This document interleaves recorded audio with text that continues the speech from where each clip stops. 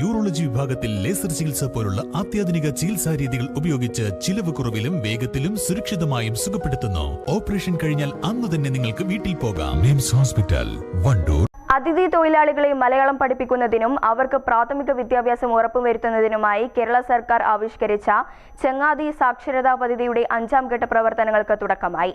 പദ്ധതിയുടെ ഭാഗമായുള്ള സംസ്ഥാനതല സർവേ ഉദ്ഘാടനം പോരൂർ ചേരിപ്പറമ്പ് വെച്ച് EP അനിൽകുമാർ MLA ഉദ്ഘാടനം ചെയ്തു.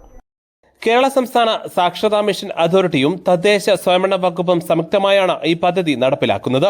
ഇതര സംസ്ഥാന തൊഴിലാളികൾക്കിടയിലുള്ള സാക്ഷരത ഉറപ്പുവരുത്തുക, അവരെ സാമൂഹികമായി മുഖ്യധാരയിലേക്ക് എത്തിക്കുക എന്നതാണ് ചങ്ങാതി പദ്ധതിയുടെ പ്രധാന ലക്ഷ്യം. ഗ്രാമപഞ്ചായത്ത് പ്രസിഡന്റ് KK പുഷ്പവല്ലി അധ്യക്ഷത വഹിച്ചു.